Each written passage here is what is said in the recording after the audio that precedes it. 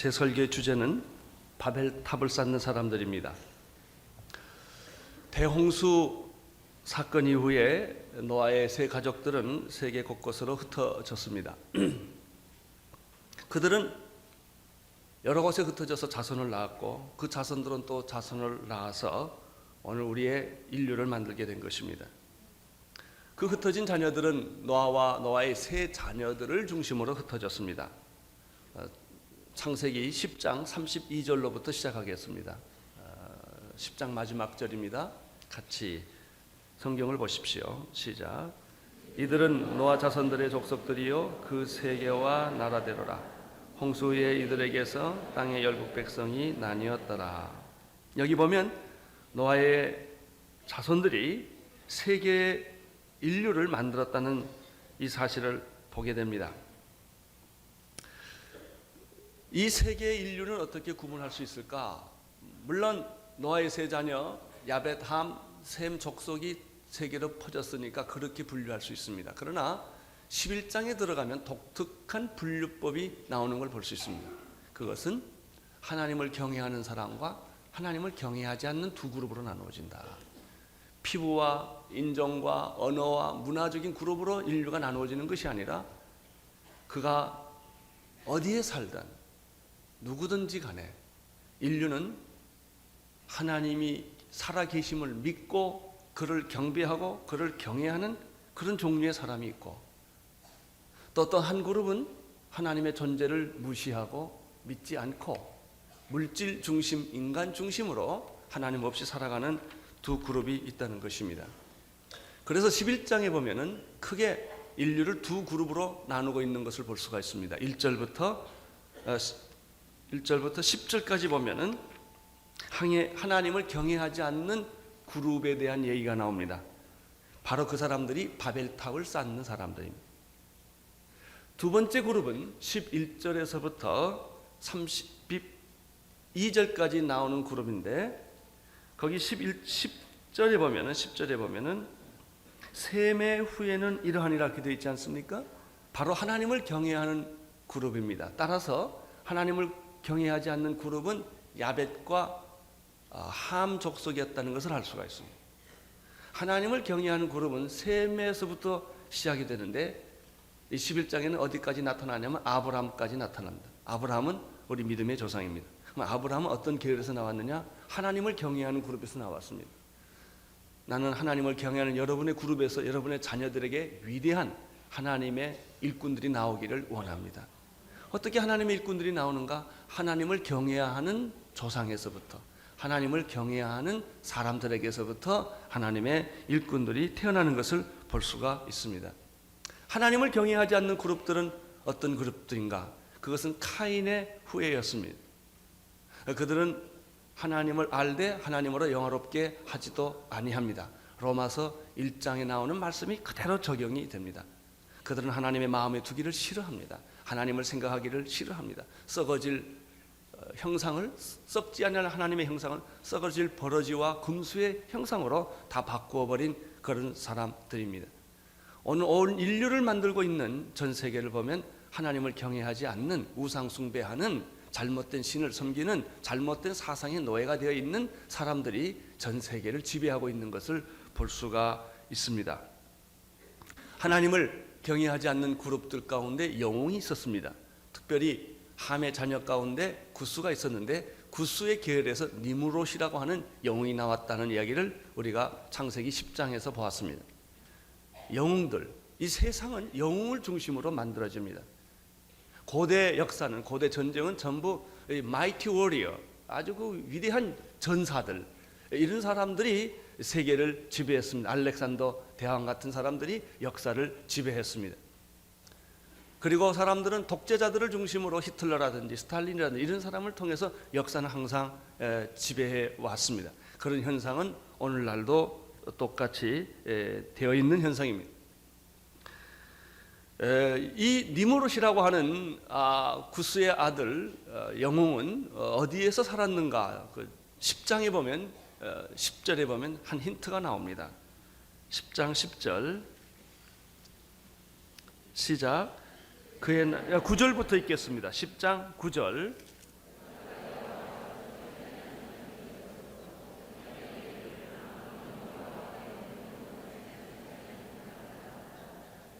그의 나라는 시날 땅의 바벨과 에렉과 악갓과 갈레에서 시작되었으며 이 전사였던 고대 세계를 지배했던 니무롯 이런 그 영웅의 땅은 바로 시날 땅이었습니다.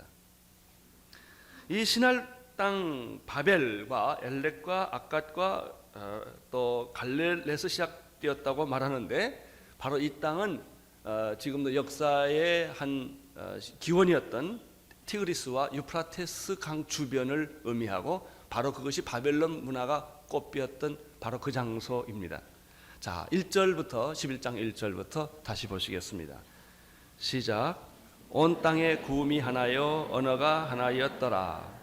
노아 홍수 이전에는 언어가 하나였습니다.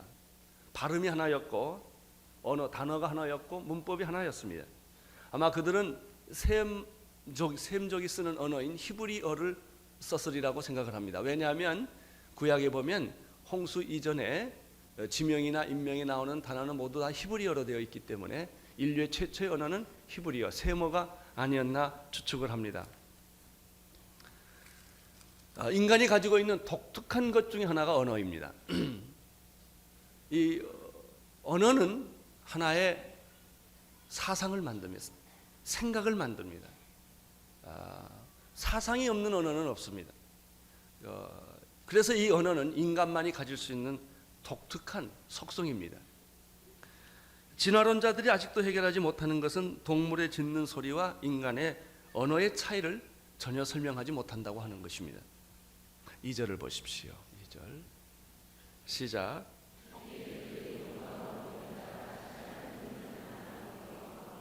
사람들은 에덴 동산에서 쫓겨난 이후에 끊임없이 동쪽으로 이동을 했습니다.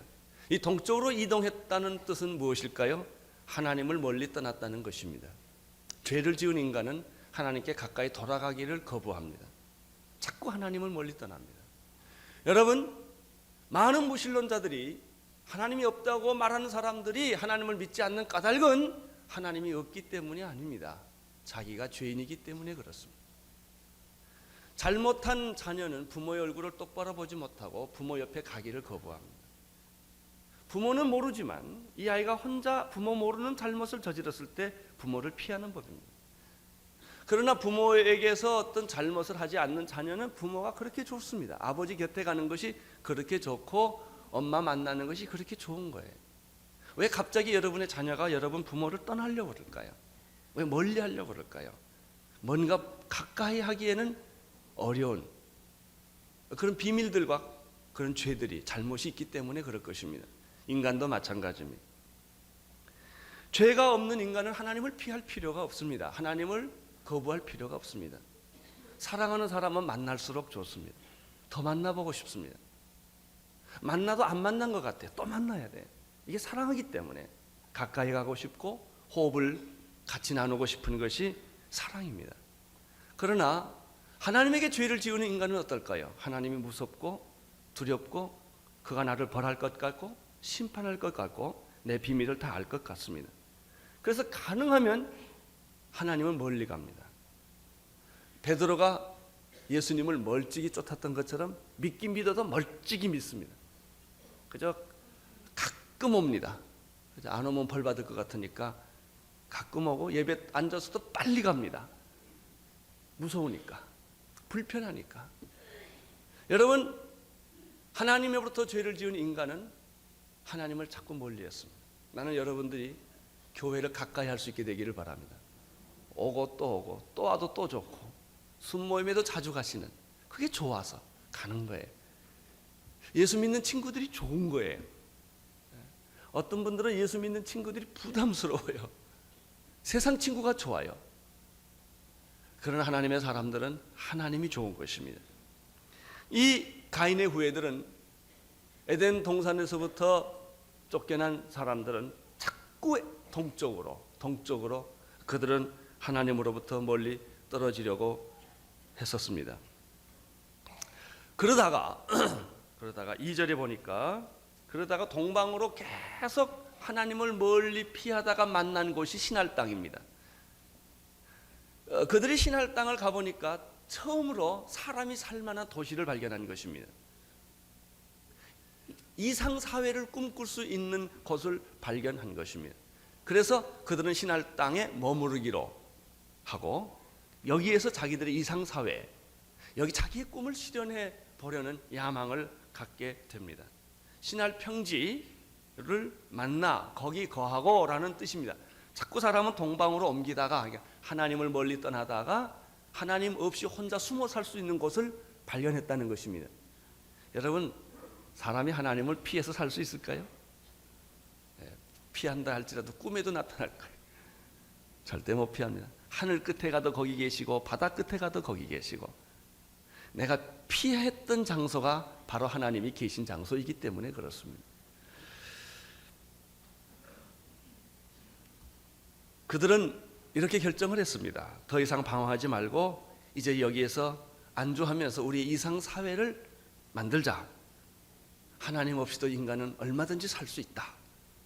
바로 그것이 신할 땅, 바로 바벨론 문화가 만들어졌던 것입니다. 3절을 보십시오. 시작. 서로 말하되 자 벽돌을 만들어 견고히 굽자 하고 이에 벽돌로 돌을 대신하며 역청으로 진흙을 대신하고. 이 바벨론 문화에서 가장 중요한 것 중에 하나는 벽돌을 만들어냈다는 것입니다. 인간이 이 벽돌을, 소위 토기 문화에 있어서 벽돌을 만들어낸 사건은 천지개벽할 사건만큼 중요한 것입니다.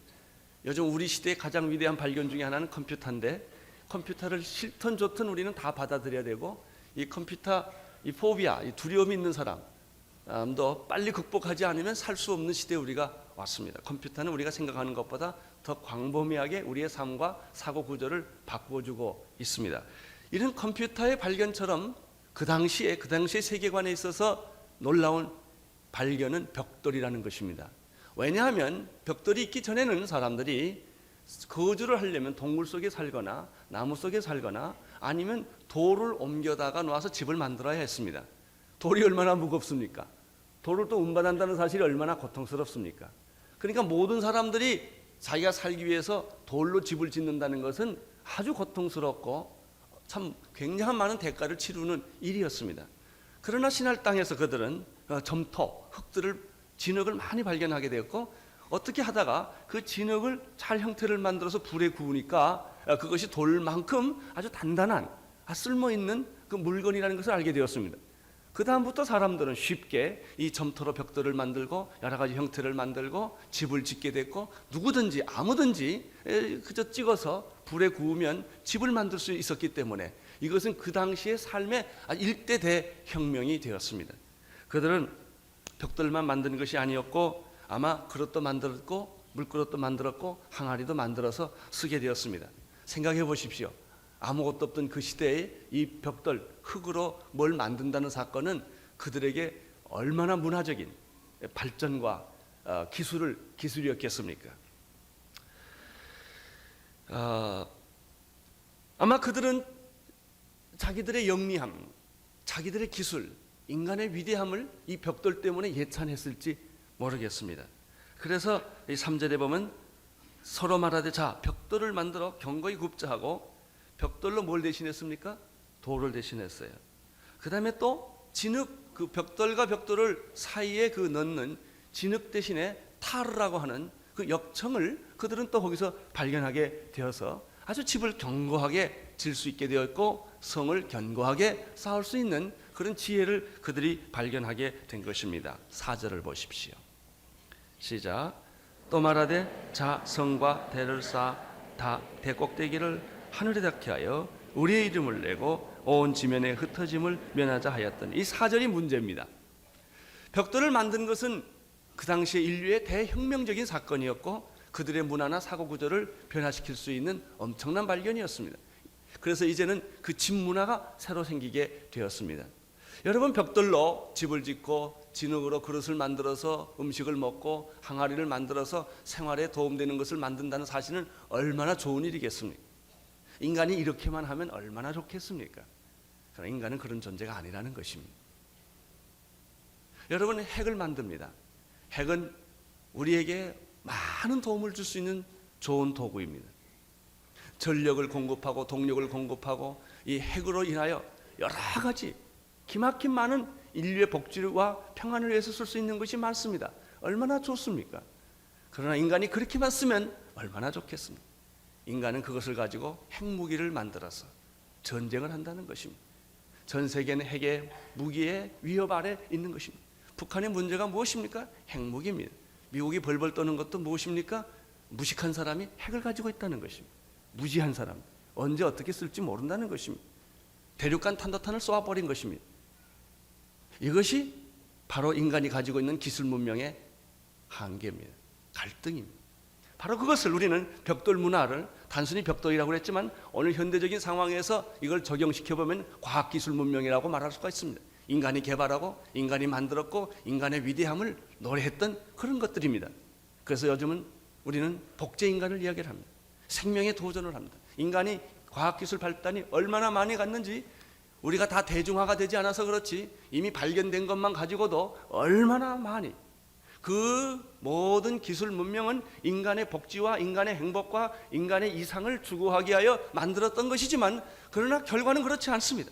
핵이 인간의 위협이 됐던 것처럼 모든 과학기술 문명은 컴퓨터까지도 그것은 인간을 노예로 만드는, 인간을 종으로 만드는, 인간을 비인간화하는, 인간을 절망케 하는, 인간의 행복을 다 뺏어버리는 그런 거예요. 자동차가 필요해서 좋긴 하지만 자동차가 있어서 편리하지만 자동차 때문에 생기는 공해와 갈등과 스트레스는 얼마나 많습니까? 자동차를 못 사서 갈등, 산 사람은 기름값 때문에 갈등, 또 기다려야 되는 이 교통이 체증에 대한 갈등, 안 탈 수가 없어요. 전화 공해가 얼마나 큽니까? 나는 해외 가는 걸 굉장히 좋아하는 이유 중에 하나는 전화가 내게 안 온다는 거예요. 전화로부터의 자유처럼 이 행복한 게 없어요. 온통 이 사람들은 삐삐라는 게 감옥수 아닙니까? 삐삐 없을 때는 말이죠. 이 전화를 가서 받아야 되는 삐삐 있으니까 어디든지 다 감시를 당하는 거예요. 문명의 이기라는 것은 이기가 아니에요. 악기예요. 오히려 인간을 인간되지 못하게 하고 인간을 빨리 죽이고 스트레스 받게 하는 그런 도구가 될 수 있다는 것이죠. 자, 오늘 그러한 인간의 본성, 인간의 본질에 대해서 4절에 이렇게 말합니다. 벽돌을 만든 것은 좋았지만은 그 벽돌로 인간이 무엇을 만들었는가? 바벨탑을 만들었다는 것입니다. 성을 쌓은 거예요. 여러분, 이게 인간이에요. 인간은 그렇게 고상하고 위대한 존재가 아니라고요. 그렇게 우리가 이상으로 만드는 것처럼 되지가 않는다고요. 공산주의 이론이 왜 안 돼요? 이론 그게 안 되거든요. 그 이론으로 따지면은 이 사회가 잘 살 것 같지만은 그 이론을 실행하는 인간은 죄인이라는 사실을 그들이 간과했던 거예요. 민주화 다 좋지요. 다 좋아요. 그게 인간이 본질이 악하기 때문에 아무리 좋은 제도를 주고 아무리 좋은 방법을 줘도 인간은 그것을 가지고 결국은 악하게 쓰는데 문제가 있는 것입니다. 자, 벽돌을 그들이 만들어서 이렇게 말해. 자, 성을 쌓자, 대를 쌓자. 세 가지 이유 때문에 인간의 복지와 참 인간이 행복하고 평안하게 살기 위해서가 아니라 첫째, 이 성을 쌓는데 어디까지 가기 위하여? 줄쳐둬야 돼. 1번 하늘에까지 가기 위하여. 이것은 하나님을 만나기 위해서 그렇게 갔으면 얼마나 좋겠습니까? 많은 하나님께 반항하기 위하여, 하나님과 대결하기 위하여. 죄인은 하나님이 지긋지긋합니다. 좀 없었으면 좋겠어요. 하나님을 좀 이겨봤으면 좋겠어요. 하나님의 코를 좀 납작하게 만들어 주고 싶은 거예요. 그게 인본주의예요. 인간이에요. 하나님처럼 되고 싶다 이거예요. 여러분, 뱀이 아담과 이브에게 첫 번째 공격한 게 뭐예요? 내가 이거 선악과를 먹으면 하나님의 말씀을 거역하면 너도 하나님이 될 수 있다는 거예요. 거역이라고 하는 것은, 불순종이라고 하는 것은 내가 하나님이 되는 수단이라는 거예요. 그래서 마귀는 인간에게 계속해서 주는 하나의 작업은 반항이에요. 거역이에요. 박치기 하는 거예요. 대들라는 거예요. 싸우라는 거예요. 여러분, 자녀들 키우면서 제일 고통스러운 게 뭐예요? 자녀들이 대드는 거 아닙니까? 그렇게 사랑으로 해도 그걸 사랑으로 모르고 부모님은 나를 힘들게 한다.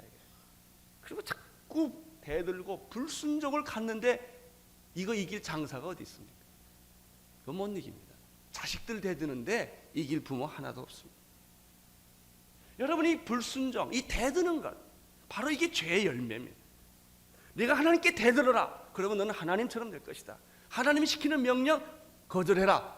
내가 하나님처럼 될 것이다. 바로 이것이 바벨탑 사건에서 보여주는 하나의 영적 진리입니다. 하나님처럼 되자. 인간의 최대 유혹은 신이 되려는 유혹이에요. 신이 되려는 유혹은 무엇으로 나타납니까? 지배욕으로 나타납니다. 사람들은 모든 사람을 친구로 삼고 섬기는 대상으로 보지 아니하고 내 종으로 만들고 싶은 거예요. 내가 그 사람 위에 군림하고 싶고 내가 명령 내리고 싶고 내 마음대로. 그래서 높은 위치에 올라갈수록 위기의 인간이 됩니다. 왜? 자기 말 한마디면 다 되니까. 이때 제일 조심해야 합니다. 권력이 있을 때 조심해야 합니다. 내가 뭐든지 다 할 수 있는 위치에 올라갔을 때 아주 조심하고 사람을 부리지 말고 사람을 섬겨야 합니다. 이것이 하나님의 정치입니다. 사람의 정치는 사람을 부리는 것입니다. 하나님의 정치는 사람을 섬기는 것입니다. 하나님처럼 되자. 우리가 성을 만든 이 위대한 발견, 봐라 인간이 얼마나 위대하냐. 인간의 과학기술 문명이 얼마나 위대하냐. 우리는 하나님처럼 되자라고 그들은 생각을 했습니다. 두 번째입니다. 그들이 바벨탑을 쌓은 두 번째 동기는 무엇입니까? 누구 이름을 내고? 내 이름을 내자. 하나님의 이름을 내자는 것이 아니라 인간의 이름을 내자. 유명해지자는 것입니다. 인간의 본능 가운데 하나는 신이 되려는 속성이 있고 죄인의 본능 중에 하나는 자기가 높아지려는, 자기 이름을 내는. 그래서 며칠 전에도 정주영 회장님이 그 북한을 다녀왔다고 합니다마는 북한의 좋은 금강산의 큰 벽에는 다 뭐 김일성 수령, 뭐 주체 사상 이걸로 도배를 해놓은 거예요. 하나님 만들어놓은 자연에다가 인간의 이름을 갖다 붙여놓는 거예요. 이게 바벨탑이에요. 어디 가서든지 자기 이름 명함에도 크게 쓰고, 뭐 여기 책상에 보면 뭐 회장 그래가지고 써놓고 다 그 웃기는 인간의 본능이에요. 이게 회전의자도 큰 걸 만들고, 이 인간의 본능, 이게 다 바벨탑을 쌓는 인간의 본능이에요. 과시하고 싶고 아주 스타처럼 만들어 자기를 만드는 거예요. 내 이름을 내자, 내 이름을 내자. 이것이 바벨탑을 쌓는 인간들의 모습이었습니다. 하나님을 경외하자, 하나님을 섬기자, 하나님을 위해 살자가 아니에요. 사람들은 말은 다 번지를 하게 하는데 가만 보면 욕망의 갈등이에요. 다 자기 실속 채우자 이거예요. 뭐 좋은 말, 정의, 민주화, 별소리를 다 해도 가만 보면 자기가 권력 갖겠다는 소리예요. 남 권력 갖는 거 싫다 이거예요. 내가 가져야 된다. 결론 그거예요. 그 이상 아무것도 아니에요. 그게 인간이에요.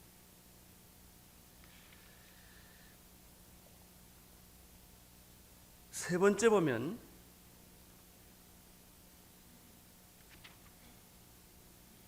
우리 이름을 내고, 세 번째가 무엇입니까? 바벨탑의 사상. 첫째는 하나님처럼 되자, 두 번째 자기 이름을 내자, 세 번째 지면에 흩어짐을 면하자. 그들은 하나님 없는 고독한, 외로운, 무서운 사회를 경험했습니다. 그래서 그들은 뭉치기 시작을 했습니다. 신할 땅에 왔습니다. 그들이 발견한 구호가 하나 있습니다. 뭉치면 살고 헤어지면 죽는다. 그런 구호입니다. 인간이 발견한 구호예요. 그래서 이 세계 중에서 제일 잘 뭉치는 사람들이 일본 사람 그 중에 하나예요. 뭉치면 살고 헤어지면 죽는다가 아닙니다. 왜 뭉쳤냐가 중요합니다. 무엇을 위하여 뭉쳤냐가 중요해요. 그래서 사람들은 자기를 보호하기 위하여 집단을 만들기 시작하고 세력을 만들기 시작합니다. 이제 혼자 힘으로는 안 되니까. 그래서 협동조합이라는 것이 좋을 수도 있고 나쁠 수도 있어요. 처음엔 좋은 동기를 시작합니다. 그룹을 만들고 세력을 만들고 정당을 만들어요. 좋을 수도 있고 나쁠 수도 있어요. 그렇게 만든 게 뭐예요? 이시공동체입니다. 그렇게 만든 게 뭐예요? G7이에요. 그렇게 모은 게 아펙 회의예요. 그렇게 만든 것이 유엔입니다.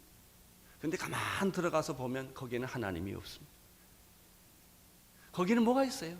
자기 이익을 보호하는 것만 있어요. G7의 전 세계 보호가 아니에요.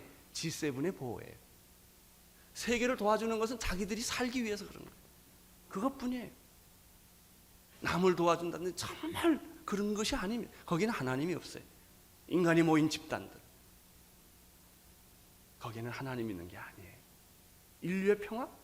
물론 평화죠. 자기 나라 보호예요. 국익이에요. 민족주의가 좋지만 결국은 자기 집단이에요.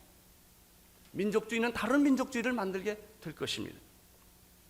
이것이 바로 우리의 흩어짐을 면하고 우리끼리 잘 살아보자고 하는 그런 인간의 가장 본질적인 죄인의 본능인 것입니다. 5절을 보십시오. 시작. 여호와께서 인생들의 성을 쌓는 것과 대를 보시려고 뭐 하셨어요? 하나님이 시편에 보면 하나님이 웃으시리로다 그런 말이 있어요. 바벨탑을 쌓는 인간들을 보고 하나님이 웃으시리로다. 정당을 만들고 소리를 지르고 무슨 단체를 만들고 무슨 단체를 만들고 하는 것을 보시고 하나님은 속 중심을 꿰뚫어 보시기 때문에 웃으시리로다. 다른 것들은 대개 다 봐주는데 이 바벨탑 사건은 심각합니다.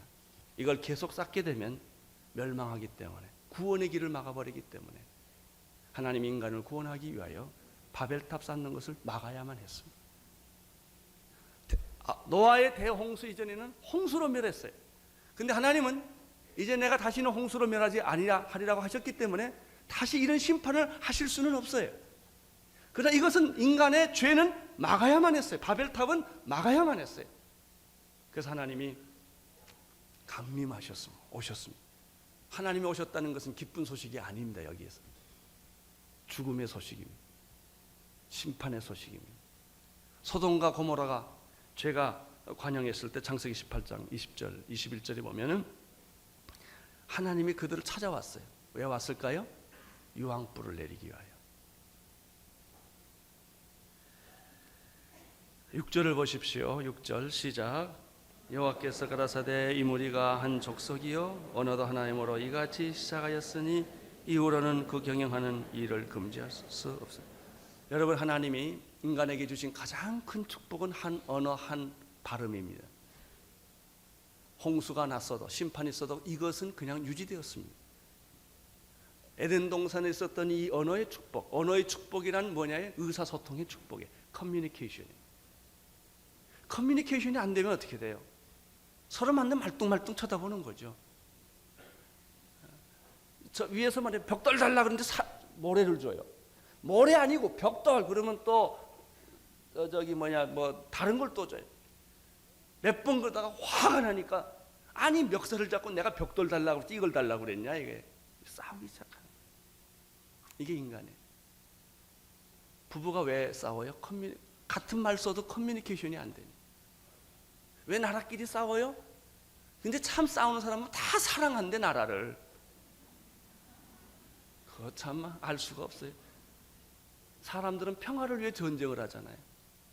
평화를 얻기 위해서 우리는 싸워야 돼요. 동기는 다 좋은데 서로 의사소통이 안 되니까 서로 죽이고 죽고 싸우는 거예요, 인간이. 그래서 이 의사소통이라는 것이 이렇게 중요해요. 그래서 부부는요, 대화 기술을 꼭 배워야 합니다. 입을 열면 말하는 게 말이 다 아닙니다. 말은 훈련돼야 돼요. 언어는 할 말, 안 할 말, 그리고 상대방이 상처 주지 않는 말, 이걸 다 훈련을 받아야 되는데 우리는 입을 열기만 하면 사람에게 상처를 주는 말을 너무나 잘해요. 왜? 상처받고 살아왔기 때문에. 부부도 대화 훈련해야 되고요, 우리 예수 믿는 사람 말하는 훈련 잘 받아야 됩니다. 그런데 바로 의사소통이 했던 유일한 방법은 언어 때문이었어요. 하나님 주신 마지막 축복이었는데 인간의 죄로 말미암아 이 마지막 축복까지 잃어버리게 되었습니다.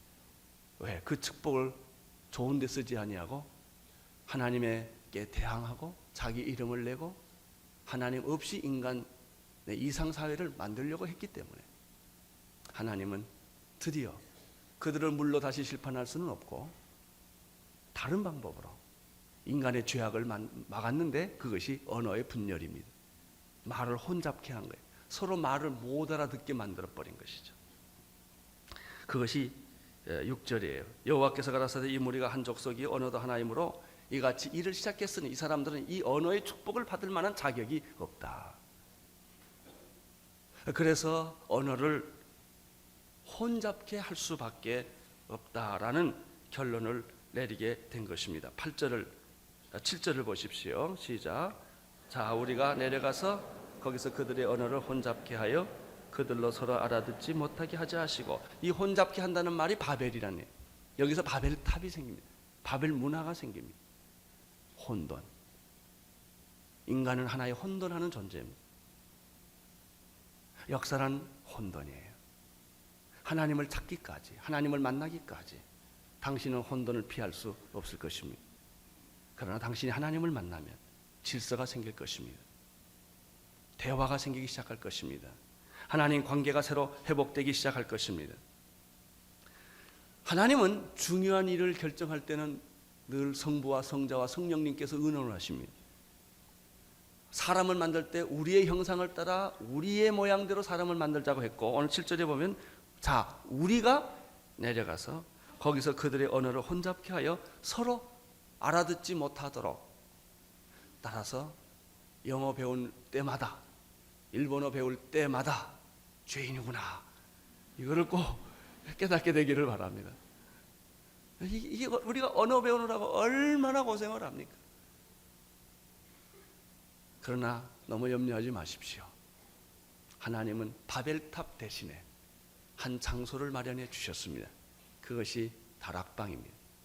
오순절날 호련히 급하고 강한 바람 같은 소리가 나고 불의 혀같이 갈라지는 것이 저희들에게 나타나서 사람들의 위에 임하여 있더니 성령의 충만함을 받더라.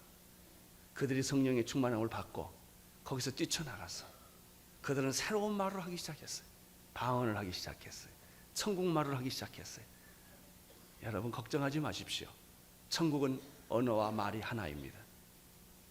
천국말이 있어요. 천국말, 천국 언어. 그것이 사랑입니다. 그것이 방언입니다. 그것이 기도입니다. 하나로 만들어 주십니다. 예수 믿는 사람은 백인이나 흑인이나 황인이나 하나입니다. 예수 믿는 사람은 무식한 사람이나 유식한 사람이나 하나입니다. 야만인이나 헬라인이나 하나입니다. 이스라엘 백성이나 이방인이나 그리스도 안에서는 다 하나인 줄로 믿습니다. 한 언어, 한 영, 한 몸, 한 지체. 이것이 바로 하나님을 믿는 축복입니다. 하나님을 믿으면 이런 축복이 다시 회복이 됩니다. 내 마음의 갈등이 사라집니다. 부부의 갈등이 사라집니다. 친구와의 갈등이 사라집니다. 이 세상은 모두 다 이기주의적인 집단일 수밖에 없습니다. 그러나 하나님 안에 있는 공동체, 이것이 진정한 공동체입니다. 그래서 우리가 일주일 동안 이 공동체에 대한 특별한 관심을 가지고 하나님의 공동체, 하나님의 나라는 이 세상 나라와 어떻게 다른가? 우리는 이 세상 나라 속에서 어떻게 하나님의 나라를 이루어갈 수 있는가? 이 문제를 집중적으로 같이 말씀을 듣고 기도하는 것이 이번 공동체 축제입니다. 8절을 보십시오. 시작. 여호와께서 거기서 그들을 온 지면에 흩으신 거로 그들이 성 쌓기를 그쳤느니라. 결국 그들은 성 쌓기를 그칠 수밖에 없었습니다. 왜 그렇습니까? 바벨탑을 쌓는 인간은 하나님을 만나기 어렵기 때문입니다. 또 바벨탑 안에서는 그들이 보는 것은 자신의 기술과 자신의 예술과 자신의 철학과 자신의 능력만을 믿는 것이 바로 바벨탑 안에서 이루어집니다. 우리가 이 물질 세계 속에서, 과학 문명 속에서, 세상 속에서 살아가면서 보는 하나님이 보이질 않고 돈만 보입니다. 기술만 보입니다. 쾌락만 보입니다. 거기에는 하나님이 안 계십니다. 당신이 하나님을 보고 싶습니까? 바벨탑에서 빠져나와야 합니다. 그리고 하나님께서 만드신 창공, 별을 보셔야 합니다. 하나님 만드신 이 넓은 세계를 보셔야 합니다. 그때 하나님을 당신은 느끼게 될 것입니다. 당신이 왜 하나님을 느끼지 못합니까? 바벨탑 안에 있기 때문에 그렇습니다. 그리고 지금도 바벨탑을 쌓고 있기 때문에 그렇습니다. 9절을 보십시오. 그러므로 그 이름을 바벨이라 하니 이는 여호와께서 거기서 온 땅의 언어를 혼잡게 하셨습니다. 여호와께서는 거기서 그들을 온 지면에 흩으셨더라. 인간이 가야 할 길은 바벨탑의 문화가 아니라 바벨탑에서 다락방으로, 성령이 임했던 다락방으로, 교회로 옮겨져야 합니다. 이때 하나님의 나라가 우리 안에서 회복되며 언어도 회복되며 천국이 회복될 줄로 믿습니다. 기도하겠습니다. 하나님 아버지, 바벨탑을 쌓는 어리석은 사람들에 대한 말씀을 들었습니다. 이제 저희들이 바벨탑을 버리고 내 마음의 지성소에서 성령님을 모시고 성령이 임했던 오순절날 다락방으로 돌아가게 하여 주옵소서. 예수님 이름으로 기도드리옵나이다. 아멘.